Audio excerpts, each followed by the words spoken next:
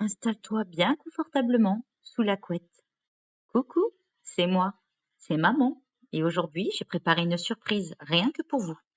Ouvrez grand vos oreilles, car nous allons partir ensemble dans une histoire magique. Vous êtes prêts? Alors c'est parti.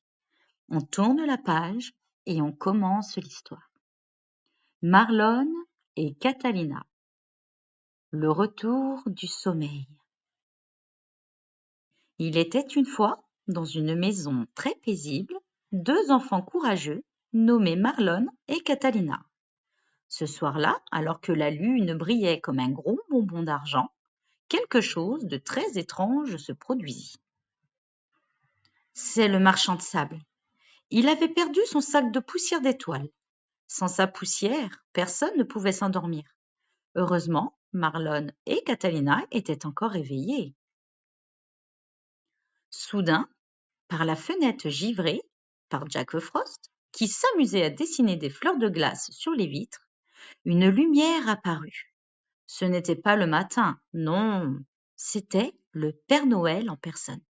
Mais il n'avait pas ses rênes. Il était accompagné du lapin de Pâques, qui sautillait partout en cachant nerveusement des œufs en chocolat derrière les rideaux, et aussi de la fée des dents. Marlon, Catalina, nous avons besoin de vous, s'écria le Père Noël. Le croque-mitaine a caché le sable magique dans la grotte des ombres. Il veut que tout le monde reste réveillé pour qu'il puisse faire des farces. Marlon, n'écoutant que son courage, enfila ses pantoufles de combat. Catalina, quant à elle, trouva une alliée de taille, la fée des dents. La fée des dents donna à Catalina une petite baguette brillante qui lançait des éclats de nacre. Et Jack Frost offrit à Marlon un bouclier de glace incassable. Ils marchèrent jusqu'à la grotte des ombres. Le croque-mitaine était là, tout noir et tout grincheux. Il s'apprêtait à faire peur aux jouets et aux rêves. Mais c'était sans compter sur l'héroïque Marlon, qui s'interposa avec son bouclier de glace et lui dit: Pas ici, monsieur le croque-mitaine. Ici, on préfère les beaux rêves. Catalina, quant à elle, surgit avec sa baguette de fée et lança une pluie et de lumière qui transforme toutes les ombres du croque-mitaine en jolies licornes blanches. Le croque-mitaine ne voulait pas être méchant. Il se sentait juste seul. Il voulait jouer. Le croque-mitaine, touché par le courage des deux enfants et la lumière de la fée des dents, bien sûr, finit par lâcher le précieux sac de poussière du marchand de sable. Dans un souffle de vent frais, le sac retourne dans les mains tremblantes mais heureuses du marchand de sable. D'un geste ample et gracieux, le marchand de sable plonge sa main dans le tissu de velours et en sort une poignée de sable si brillante qu'on dirait des étoiles broyées. Regardez bien, dit le marchand de sable à Marlon et Catalina. Il prit une pincée de sable dans son sac en velours. Il souffle sur sa main et une immense vague dorée s'élève dans le ciel nocturne. La poussière magique retombe doucement comme une neige invisible sur les toits du village. Une à une, les lumières des fenêtres s'éteignent, les bâillements remplacent les rires, et le silence bienfaisant revient enfin. Le lapin de Pâques eut pitié du croque-mitaine. Il lui offrit un énorme œuf en sucre pour se consoler, et le croque-mitaine se vit heureux de trouver de nouveaux amis.